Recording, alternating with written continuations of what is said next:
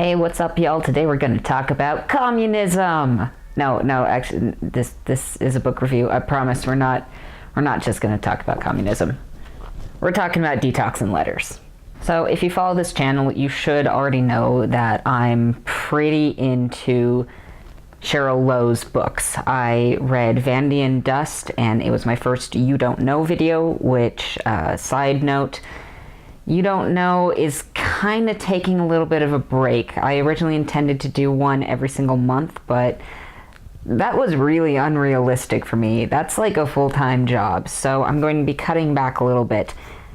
Should You Read should be every single month, and You Don't Know is just going to be whenever I have time to work on it. I really wish that I could do more of them, but I work a full-time job, and video essay writing is hard. So I picked up Fanny and Dust a year ago at BuboniCon, which I've talked a little bit about on this channel. If you didn't watch that video, it's the local science fiction and fantasy convention here in Albuquerque, New Mexico. And I just happened to pick up the book just on a whim. Like, I liked the cover. I thought, I'm gonna be honest here, I just thought that the dude on the cover was hot. Like, hold on.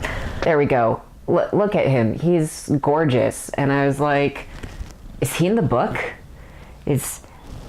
Do any of the main characters look like that? Is that supposed to be one of the main characters? And yes, it is. That's Prince Vaughn. He's the main character of the story, and he is gorgeous, and he's on the cover of the second one. There he is, looking really good.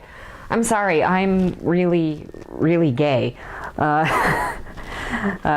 Also, I have 2 copies of this now. I've got the copy that I bought, and I also want a signed copy on Twitter, which is great because I'm gonna go out on a limb and say I am this series' #1 fan. Like, I have never stanned anything before, but I stan Cheryl Lowe.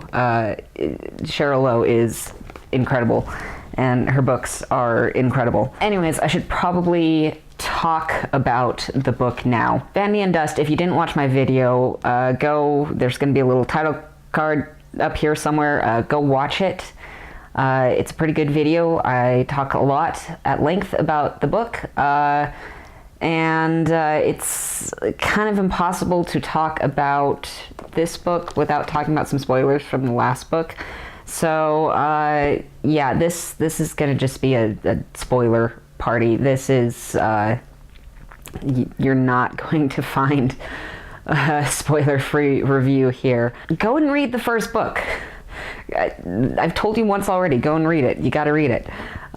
So, in case you couldn't figure out by now, should you read this? Yes. You need to read this. This is excellent. The last book set up the world of the series. So there is a realm, this kingdom that's been split into 3 districts, and each district is run by a different royal family. And these royal houses hate one another, and they get up to all sorts of stupid, petty interpersonal drama bullshit. And like, kind of tying them all together is the Prince Vaughn. I'm wearing glittery eyeshadow, and I got like glitter in my fucking eye. Ugh. Do you like my makeup, by the way? This book is all about like decadence and like high fashion and that sort of shit, so I thought I should like try something a little bit bolder. Also, it's October. It's Halloween time. Like, this is the time to get wild with costumes and makeup and looks.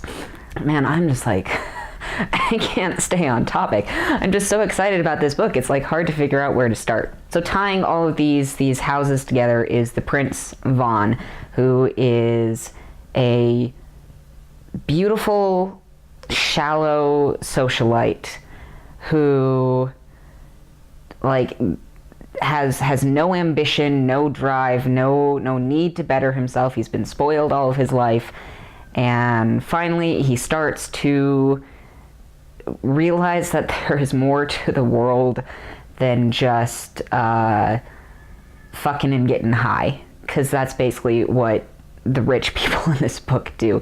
They fuck, they get high, and that's about it. And so in the last book, Vaughn realized that he loved his valet, Grace, who's been with him for 80 years. She's never shown any interest in him, but suddenly he realizes that he loves her, and they start sort of this affair, but things start getting complicated really fast because Grace is actually sort of a group of like a little underground resistance that's trying to fight back against his mother, the Queen, who rules over the entire realm, and she keeps people in line, first by using drugs to dull their senses and to keep them complacent. And then if they do start acting up, she sends her eldest son out after them and like steals their souls. Grace is kind of involved in some of this resistance work, but she can't fully be because Grace has literally sold her soul to Vaughn's sister, Faye. And Faye has used her as a spy and a puppet. And the plot gets kind of complex because there's a lot of moving parts to it. A lot of like interpersonal drama between these families and people like weaving complicated plans and betraying one another. And it's fantastic. It's great. It's really gripping. It's a really fantastic read. But one of the plot points that is brought up that isn't really paid off in that book is that all of a sudden people start to remember things that don't make any sense. Like they're remembering like a former life of theirs that is completely discongruous. It's like completely at odds with their current life. Like they're remembering children and they're remembering like animals and trees, and there's none of that in the realm. Like the realm is like wholly artificial, and they're starting to remember these more natural lives. When they remember it, they get like weird ink script tattooed on their flesh, and they can't figure out where this is coming from, and they feel like they're going mad because there's all these conflicting ideas going on inside their head, and the Queen keeps sending out her wolves after them to take their souls because they are committing treason by implying that there is anything outside of the realm, that there is anything bigger than what the Queen has created. So in this book, the script is back. So this book picks up 5 years after the end of the last book. It's a bit of a time jump, and a lot of things have stayed the same, and a few small things have changed. For instance, Vaughn and Grace have seemingly broken up and seemingly hate each other's guts, but they are still in love, and they just got to keep it like way on the DL now. They gotta hide it because Grace is kind of involved in some treasonous shit. Vaughn has taken on a new lover. Who is his lover's name? Oh no. Hamish. His new lover is Hamish Belholm. So Vaughn is now in a male-male relationship because he's pan. Like everyone in this world is pan. Like they love who they love. Gender doesn't even come into it. And you saw a little bit of that in the first book, but now it's like coming a whole lot more in this book. So it's kind of a I know people have opinions about using the word queer, but it is the accepted word like in academia. So it is kind of a queer book, but it's of that sort where it's not really a big deal. Like these characters, a lot of the characters are bi or pan or whatever you want to call it, but it's not that big of a deal in the world of the story. It's they're LGBT, but it's not, the story isn't about being LGBT, which, as a LGBT person, I occupy both the G and the T, in case you didn't know. It is nice to see some of that. You know, I definitely like seeing stories where queerness is critical to the character, but it's also really nice to have stories where it's just normalized, where it's not that big of a deal because it's just normal. And so I like that. I liked seeing that in here. So the other big plot point that has been brought up is now all those little rumblings of resistance in the first book are now an actual resistance. There is an actual group that is committing like outright treason against the queen. But they do it very smart because in these past 5 years, suddenly there's weather in the realm. Like, there has never been real weather. It's just always overcast. There's no sun, there's no moon, there's no stars. It's always cloudy. But now it's started to rain. And that's freaking people out because they are so used to this artificial life and these artificial, like, magic treated water that they've been drinking that keeps them like lightly high throughout their entire lives. Suddenly there's real actual water raining from the sky, and people like are afraid of it. They think it will give them the ink madness that has been spreading. They think that it's treasonous to be out in the rain, but people from the low parts of the realm, they realize that the water is a good thing, that the water is, like, it's tying into the title of the book, it detoxes them. It flushes the magic out of their system, and so they really want to, like, get more people to drink real water, and they've been bottling and selling real, like, pure water to the low members of society. But while it's raining, the queen in her tower cannot see what's going on in the realm. So this little resistance starts doing stuff while it's raining. They will sort of like small acts of vandalism, like a little bit of terrorism, and a lot of magic, of using magic to grow real trees and remind people of the lives that they once led. And this resistance group is run by a woman named Red, who wears red, and everybody's masked to keep themselves, their identities safe. And like when I read the back of the book, and I heard about the character Red, I was like, ooh, new character. I wonder who this will be. But spoilers, I don't know if this is really a spoiler, because it's like, it's so clear. Like, even when I was reading the book, it's like, I want this to be a new character, but I kind of know who it's going to be. And I was right, it's Grace. And that's like kind of a criticism I have with the book, is that it's not really obfuscated enough. Like, it's so easy to figure out that it's Grace, mostly because of the red. Part of Grace's backstory in the first book is that her mother was a seamstress who shortened this red dress for the Lady Bellholm, and she used the extra fabric to make a coat for Grace.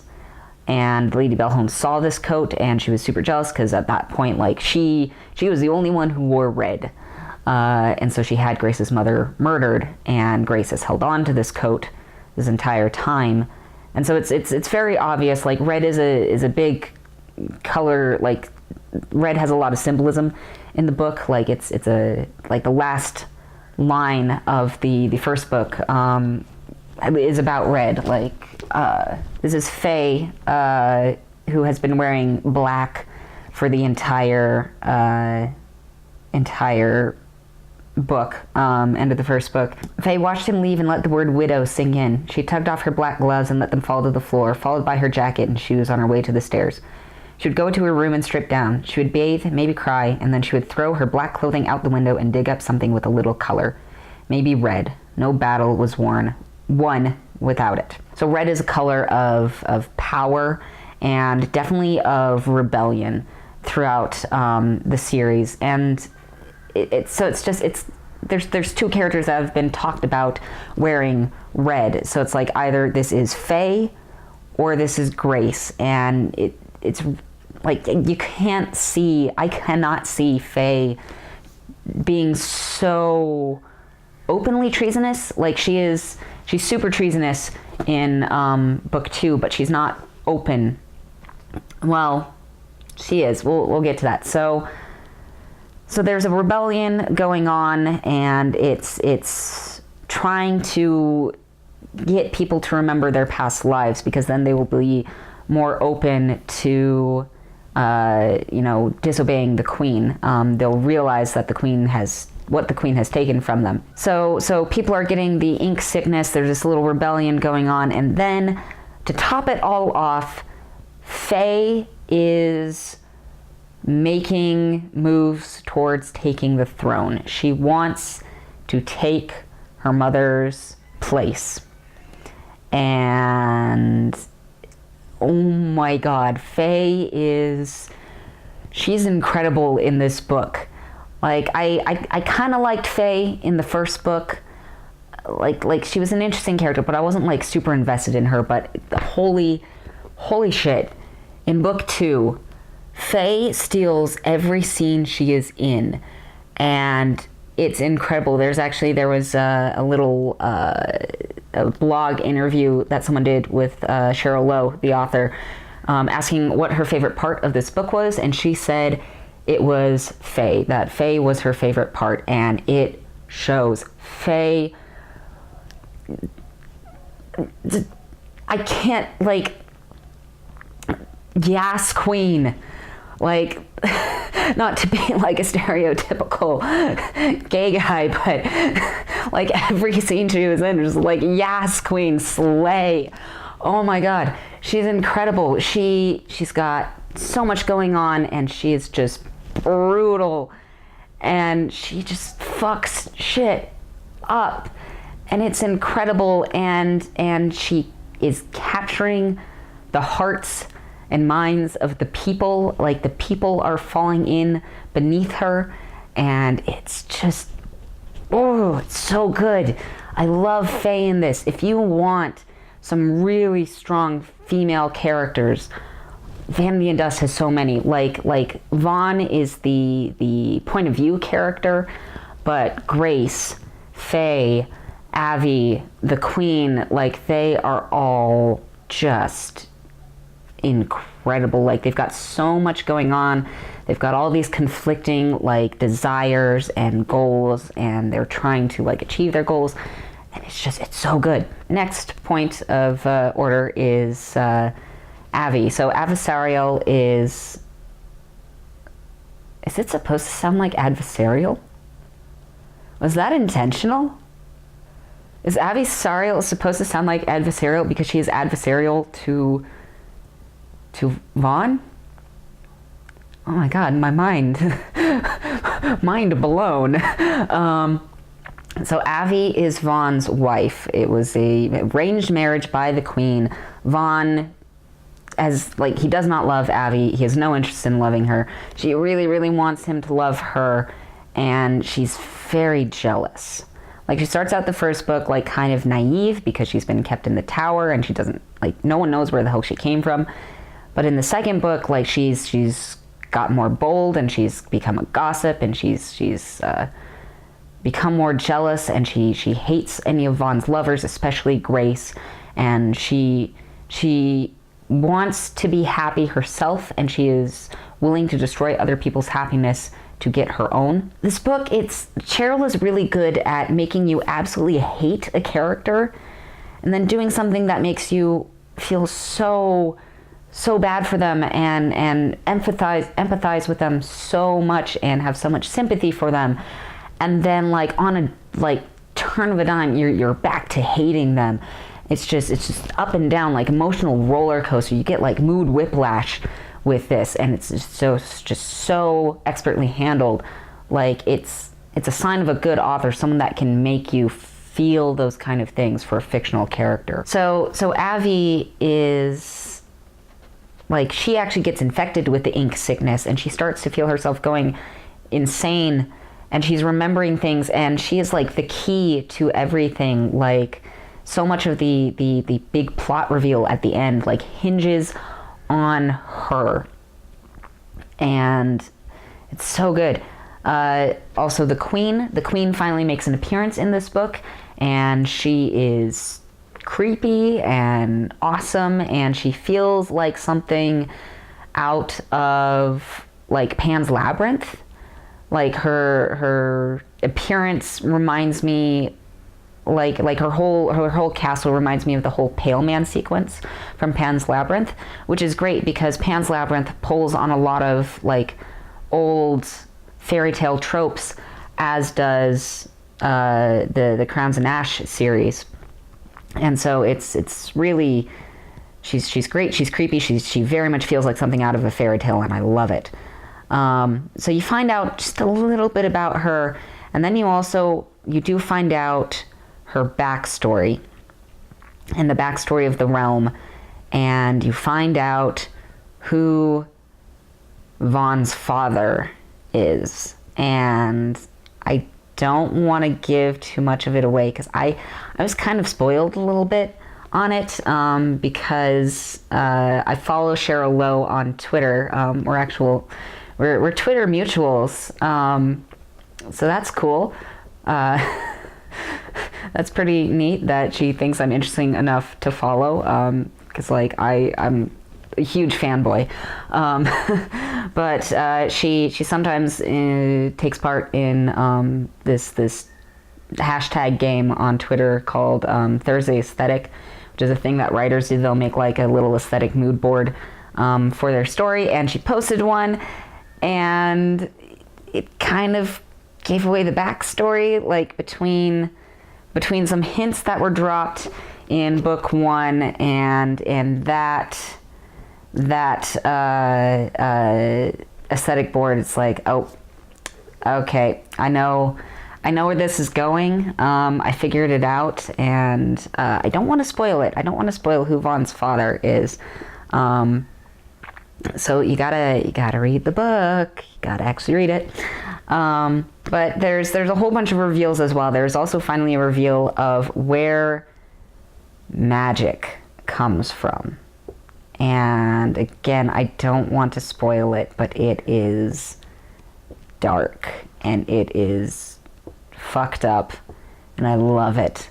And it definitely like gives a whole lot of more emotional weight to the whole series. Like, things got real in the end of this book. There is the whole climax is just fantastic, and it was like I was reading along, and it's like this can't be the end. This cannot. It's like I got to the end. It's like, no, there must be more. There's not enough room for the plot to like finish up. I can't wait for the next book. When is it coming out, Cheryl? Tell me when it's coming out, because I gotta read it. But it gets intense, and it gets real, and it's just really, really gripping, and it escalates really well. Like the ending of this book, the first one, it was a good climax, and it's like, what's gonna top that? What's gonna top Pixies literally eating the rich? And this one tops it. I won't tell you how, but it does top it. So going back to how I started this video, I said we're gonna talk about communism. This book, this series has like some real like Marxist undertones. Like, I know that like a Marxist reading is something that you do to the book that it's like it's not necessarily intentional. Like, I did actually interview Cheryl on Twitter before I did my video on Fanny and Dust, and I did ask her about, were these like very pointed commentary about like wealth intentional? Because like in the first book, the wealthy in the realm consume pixie dust, which is made by force-feeding pixies magic and then grinding them up. But then at the end, the pixies literally like get loose, and since they like to eat magic, they want to eat all the magic, like makeup that all the rich people at this big party are coated in, and they literally eat the rich. But in this one, it's like workers rise up, you have nothing to lose but your chains kind of thing going on. Of the underclass is slowly rising up, and they do try to seize the means of production, and like that's a big part of their plan is seizing the means of production. And Cheryl, in this little like interview that I had with her, she did say that she did want this series to be a sort of taking what happens in the real world and kind of pushing it to extremes. And like in doing so, she has kind of created this social commentary. And like I could talk forever about this. I could write an essay on Marxist undertones in the Crowns and Ash series. And you know what?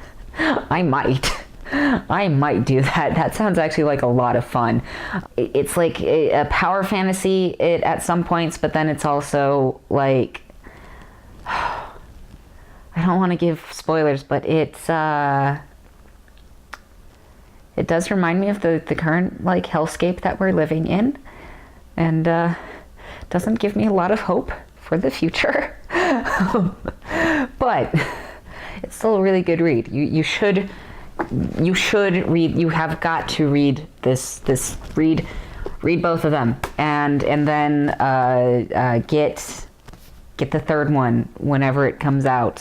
Follow me on Twitter, because I will be freaking out when it comes out, the third one. Like, you will definitely know the third one will be coming out, because I will not shut up about it.